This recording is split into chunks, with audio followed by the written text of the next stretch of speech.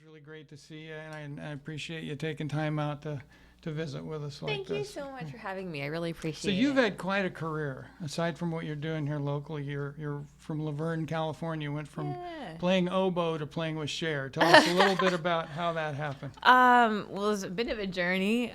Yeah, I started out on oboe. I got asked to play bass. Actually, like our music director was recruiting for the junior high, and he asked me if I wanted to play bass, and I was very quick to say yes.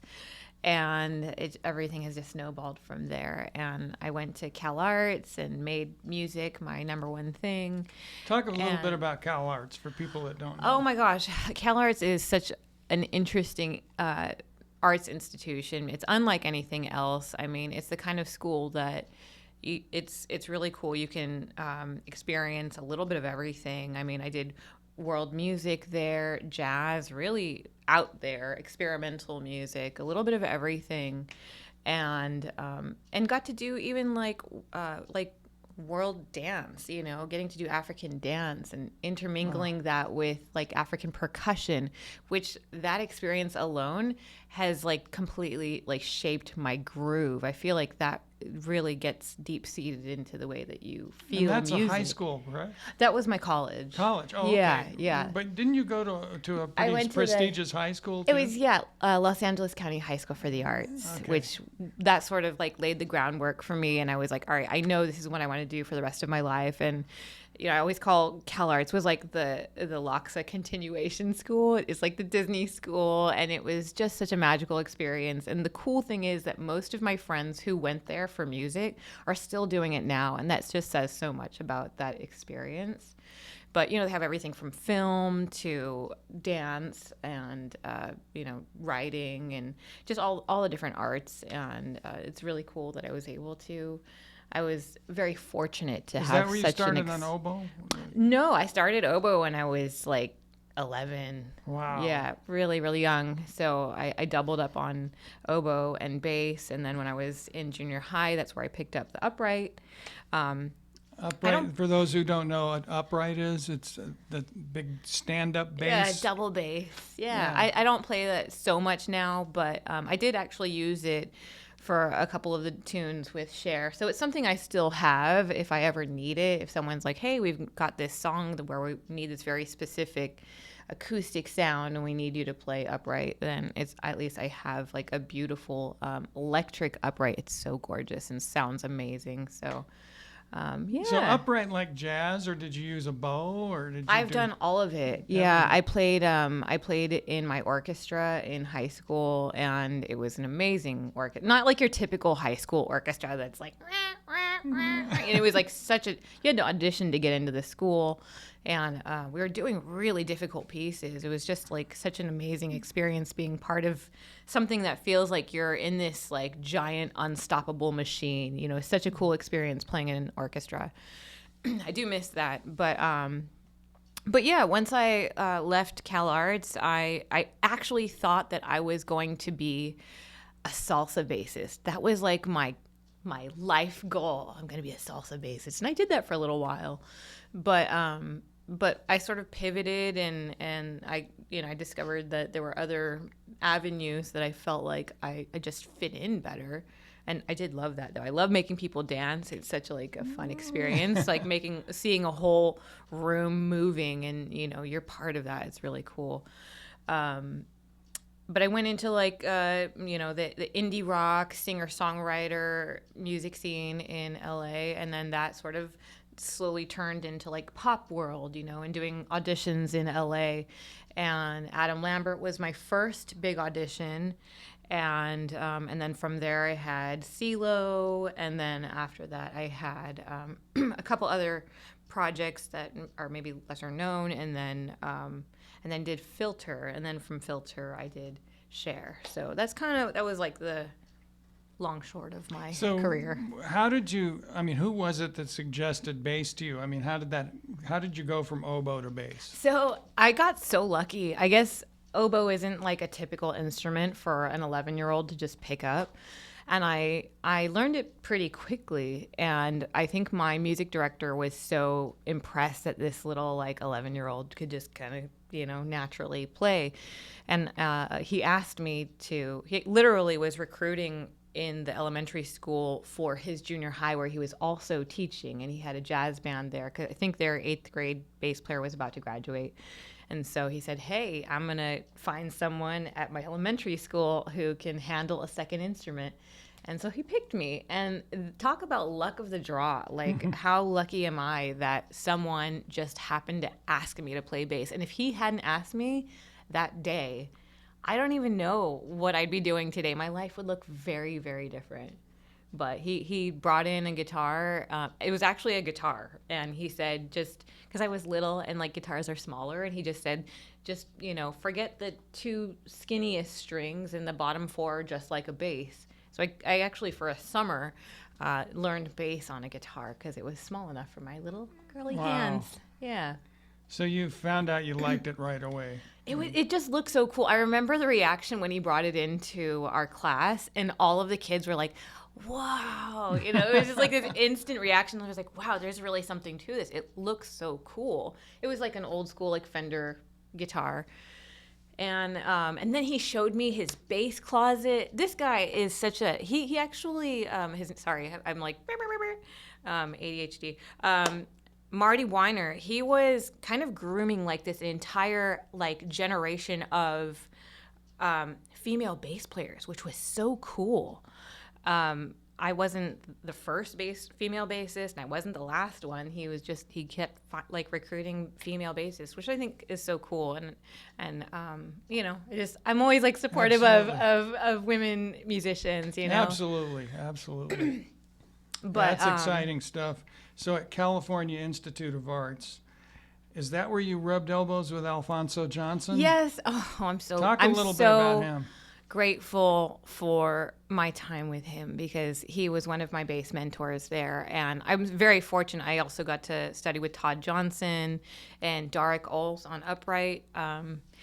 So what an amazing team of mentors to be working with, and just trying to just shave off like an ounce of their magic, And Alfonso was so cool. He would bring in these charts from his live performances with Wayne Shorter, and we would read these charts down that he's playing on, like a live recording with the chart he used from these like legendary concerts, and we would just be reading these charts. And for me, that was like, okay, this is a once in a lifetime opportunity, and for me, that was worth the entire tuition alone, Fantastic. Well, I can't imagine working with somebody so exciting. For those of you who don't remember, Alphonso Johnson, Weather Report. That's how I came in contact with his genius. Yeah. So how did you go from that to Cher? How did you get the Cher gig? Well, I was very fortunate. It sort of tracked all the way back to high school. There was another female bass player. Her name was Eva Gardner, and she now plays with Pink. And she had connected me. She dropped my name into the bucket with her music director when she was doing the Cher gig. She passed my name on to Oliver Marland, Ollie, who is like the coolest music director on the planet, and a very good friend of mine. So she passed my name on to him when she was getting busy with Pink, and I got to do it. Actually, I first got recommended to play with her on Dancing with the Stars. So before I was even in the band, I got to do like one episode of Dancing with the Stars, and I just thought it was going to end there. I didn't think I was going to be like a permanent member of her band. But flash forward, out years later, it turned out that she needed a more permanent bass player, and that was a great opportunity. Wow. So. You were also on Leno and American Idol too. What were you doing on those shows? Leno, I've done it with a couple different artists. I have played with Ed Harcourt, who was like a UK singer-songwriter, incredible musician. That was my first big TV experience and playing bass and even like singing little backing vocals. But I also played with him, with Adam Lambert. And then I've been really fortunate, I've done Cher with Ellen and Adam with Ellen. And these little experiences are just, each one, I just feel like so American grateful. Idol was American also? Idol was with Adam. Okay. With Adam Lambert. And I know we're backtracking a little bit. Talk a little bit about your Filter time and your Oh my gosh. the album you did with Filter. Okay, so that whole experience. Filter really has maybe changed my life in the biggest way because I found my husband through Filter. So when I joined, I was like kind of like freshly out of a relationship, and so was he. And by he, I mean my husband, Ashley Reeve, who plays drums, amazing drummer. So we both just joined the band at the same time, and as new members, you never want to like do anything to like screw up your experience, or like you want to be as professional as possible. But we had this amazing chemistry like on stage, and we just became very good friends, and just kind of like when you're on tour, you're living in this strange little bubble where you really get to know people in a different way, and the people you're traveling with really become family, and we just were like BFFs, and so that sort of became a relationship, and we got permission from Richard Patrick from Filter, and he just said, just don't screw up my band. So that was the one rule. The one caveat was like, do whatever you want, but just don't screw up my band. And we never did. In fact, he came to our wedding, and he likes to take credit for us. Nice. Which, rightfully so. So yeah, Filter had a huge influence on my life, and it was just so much fun playing those songs, that like I grew up with in the '90s. Hey Man, Nice Shot, like what a classic '90s bass line. Yeah. To be able to do that. Night after night was a really cool experience. Well, speaking of classic bass lines, what you're doing now with 80s Night, Yeah. we were fortunate enough to interview your cohort, partner in crime there, Anthony Cormican. Yeah, he's So awesome. talk a little bit about working with Anthony in 80s Night and projects you got going on right now. Yeah. So Anthony, I know him through my husband, Chris. They've been best friends for like 20 years, which is so cool. They both come from Australia, and we both moved over here at similar times. And so I feel so grateful that I sort of got him in at ground floor, and we started our little 80s pop trio at the same time, and it was just like such a fun project. We just wanted to do songs that we really love playing, because 80s pop, there are a handful of other bands doing it, and it's kind of like you have to always be willing to do the songs that everyone wants to hear, but we try and do some songs that are a little bit left of center, not always like the hit, like the other one that was on the B side, But we just have a great time, because those bass lines from the 80s, I feel like they don't make bass lines like that anymore, And, there's like a fun, punchy clarity in those songs. And like something like this, My Beautiful Dingwall, like really gets to shine in those songs. So we just have such a great time. We're a family band. Like we do everything together. Like I just saw Anthony. We hang out like on days off. We'll go see movies, like his wife and That's rare. my husband. Like the four of us during COVID, we're like a bubble. So we really are like a family band, and I think you can feel that on stage. Like that's a tangible chemistry. Like we're really tuned into each other. I can kind of mind read now, because we never have a set list. I never know what we're going to play, and things might be a little bit different every time. They like to, throw curveballs. My husband loves to like switch styles on me occasionally. It's like, okay, now it's a country song, but just like as a kind of just to entertain ourselves. But it keeps it fun. It keeps it interesting when you're doing something 5 nights a week. It's nice to keep it just fresh, I can attest to the how great this band is. Susie and I went out and saw them at Fremont Street, and we just absolutely had a blast. Oh, it's so good. we're just so everybody knows, where all are you playing around town, so people can... So we're usually playing anywhere between 4 and 5 nights a week. Thursdays we're always over on Fremont Street on Main Street stage.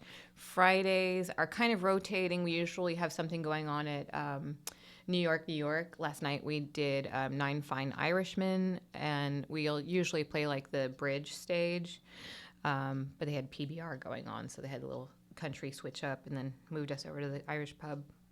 Saturdays we sort of rotate different stations, casinos, and then Sundays we're back over on Fremont, First Street stage, and then Mondays we're always at MGM Grand at Level Up. So that's our little residency we've had going for a while, which is really awesome to have that.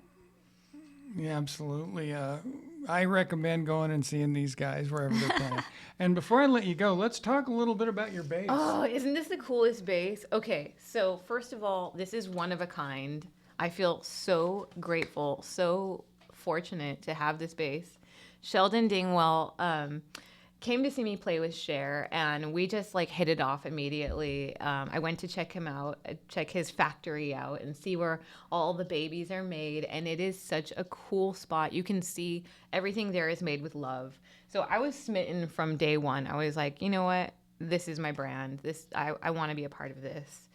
And he's made me a couple custom basses, and this is one of them. And when they asked me what color I wanted, I was like, can you do one that's like Slimer?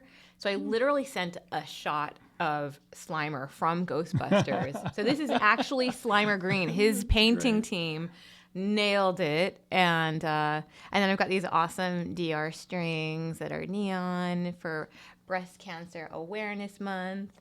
And there's a beautiful Neve preamp inside of there. It's like the John Taylor Rio Dream bass has that same preamp. It is a game changer. I love it. The headroom is like super high, super thunderous, everything in between.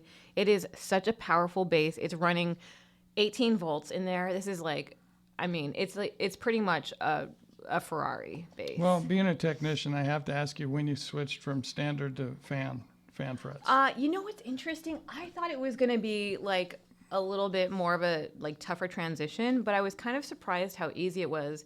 Because when you think about when you're holding a bass, the neck is here, your head is here, so your perspective of the frets are already kind of, it's not straight. You're not looking straight down. It's already at an angle. So it didn't really feel that unfamiliar until I got to the 12th fret. And then it fans in the other direction. So I did have a little adjustment period kind of here because it's beep, beep, beep, beep, beep, like that. But it really didn't take very long. In fact, I went to the factory. They were so awesome, so generous. Sheldon said, pick out a bass. You can perform with it on your next show here in Saskatoon. So I picked one out, and then I had a night to get familiar with it, which isn't very long, you know, but I did it, and it was wow. It was like night and day. I remember our front of house guy going like, what changed? And I'm like, I have 2 batteries inside of my bass from passive to 18 volts. Big difference. Yeah. Well, I got to tell you, she's an amazing player, and there's 3 of them on the band, but it sounds like there's 10. I mean, it's just, she fills out the bottom end. And one of the things I like about your playing is you play chords, too, on the bass from time to time. Yeah. Which is, I wish more bass players did that, but especially when you're in a trio, it's nice to hear those little... Yeah, we just try and fill it up because like you said, when you're 3 people, you need to make it sound wider and thicker. And so, you know, I just add little harmonies here and there. But really, I think if anyone overplays the B string, it's me. But I try and do it tastefully. But I just love that. I love not just to be heard, but be felt, you know. And it's such a powerful, that B string in particular on these Dingwall basses. It is the most, like, it's almost like a piano. You know, in a piano like that, you can really hear. It's not just like a low note. It's like a presence. Mm-hmm. You really get that with these Dingwall basses. There's because of the tension. It's that tempered tuning, you know, and having the fan frets really does make a big difference in that low range. There's such a clarity with that B string. So if anyone overplays it, it's me, but I do it because it's fun, it sounds good, and I do a lot of like octaves and stuff because it just fills it up and makes it feel thick and exciting. I love She's it. an amazing player. I'm telling you, you got to go out and see her. We just have and fun. I can't thank you enough for stopping in and talking to us today. It's been fascinating. And, I'm telling you, this woman has had such a long career for such a young person. Hey. She's crammed so much into a few years. It's amazing to me. So I hope I didn't leave too much out. You know what? You're amazing. Oh. I have so many good things to say about your shop, you, this whole place, Neil Smith. The cool thing about coming here is every time I walk in and I hand him like my precious baby, I know that I'm going to walk out of here with this thing feeling better, sounding better than when I walked in. And I have complete faith in you. I trust you fully and your amazing team here. Like, thank you so much. Because, I know that we have a lot of wonderful technicians and luthiers here in town. And when we met, I was just like, it was such an instant fit. I was like, and when you handed me my bass and the first time I played it, I was just like sold. Done. Best setup I've ever had. It changed the way I play. I mean, that says a lot. The setup you gave me. Am I turning red here? Seriously, I mean, listen, no one's paying me to say this. This comes from my heart. I really feel like there's a care and like love that is put into all the instruments that you work on, and I can feel it, and you can hear it. Which is Well, cool. thank you. So that's such kind words, and I really appreciate them coming from you. And it's an honor and a privilege to work likewise. on your instruments. Likewise. So thank you so much. And hey, go out and see 80s Night and anything you see the Ashley Reeve doing. Thank Talk to you later, everybody.